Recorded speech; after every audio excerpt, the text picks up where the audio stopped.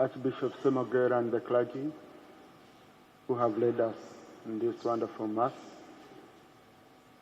Honorable Cedric, Honorable Francis, Babu, Mama Olive, the children, the spouse, and the rest of the family,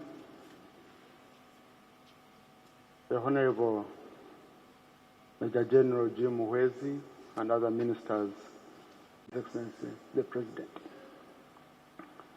To the family of the late Cedric Babu Ndirima, condolence message.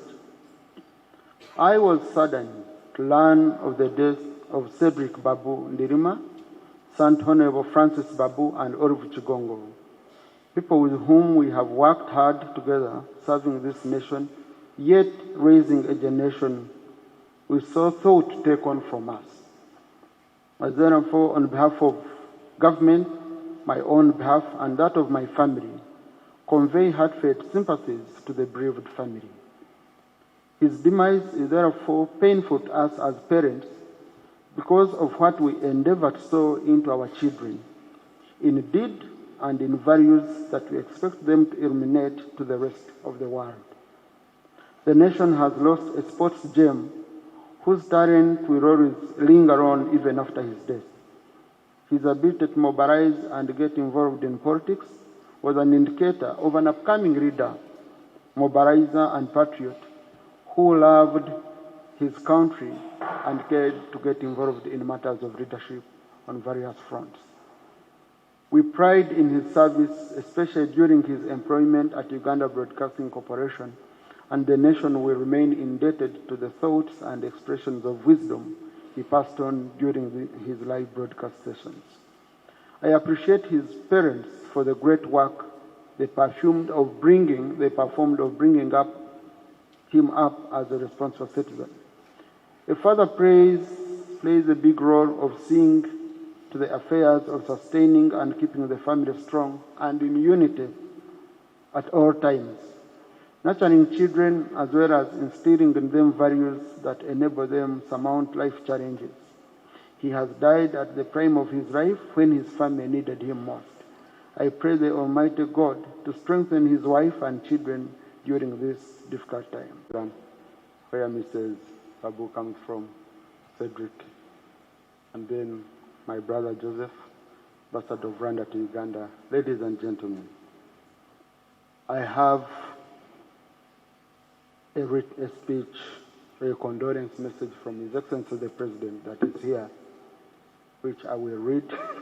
But before that, I want to personally extend my condolences to you, Captain, and your family.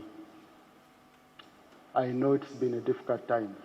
We've spoken over time through this journey. I don't know. I have to continue extending condolences because what befell you shouldn't befall any parent. A parent bearing a son, a parent bearing a child is extremely painful, and I share your pain with you and Mama Olive. I also want to extend condolences to the friends of Cedric. I know we are many, but there are special friends, Aaron and your team.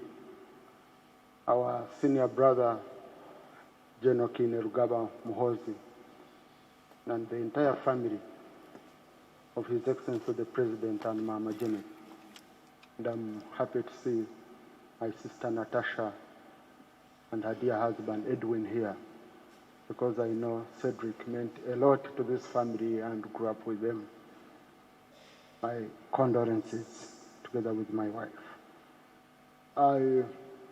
I've been doing some few things here and there with Cedric, and I shared with Francis, but Cedric is the one who connected me to his father, and we've been talking a lot.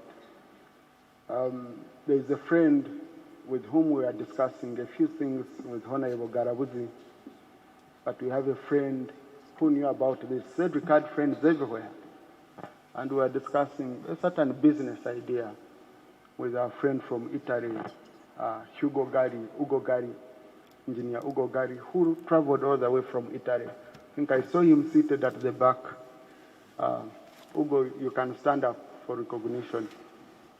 Yes. When he had this, he traveled all the way from Italy to join us in this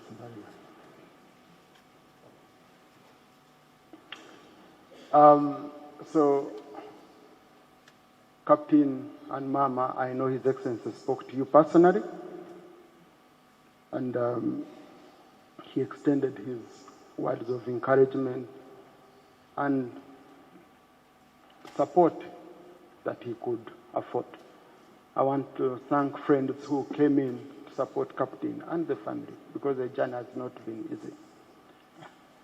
And also, of course, I saw many people who are saying, no, health services are down, everything.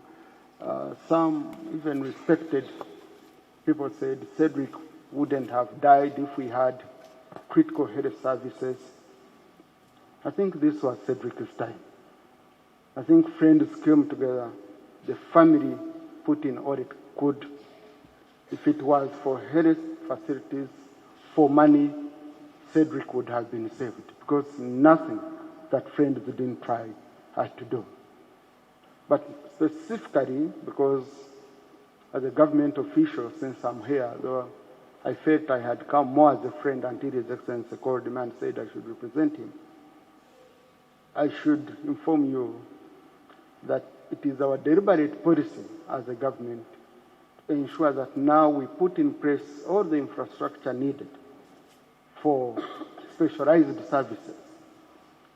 Specifically for cardiovascular services, we are now building a specialized hospital at Naguru, worth 270 billion, that is going to do only specialized cardiovascular services, with 250 beds and 40 ICU beds specifically for that.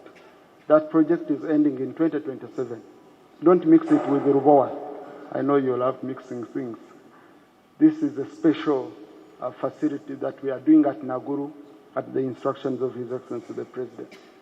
But we have also put up centers of excellence for cancer, Your Grace, in northern Uganda, in Iguru, in Mbarara now, we are about to start, in Mbare, and at Murago.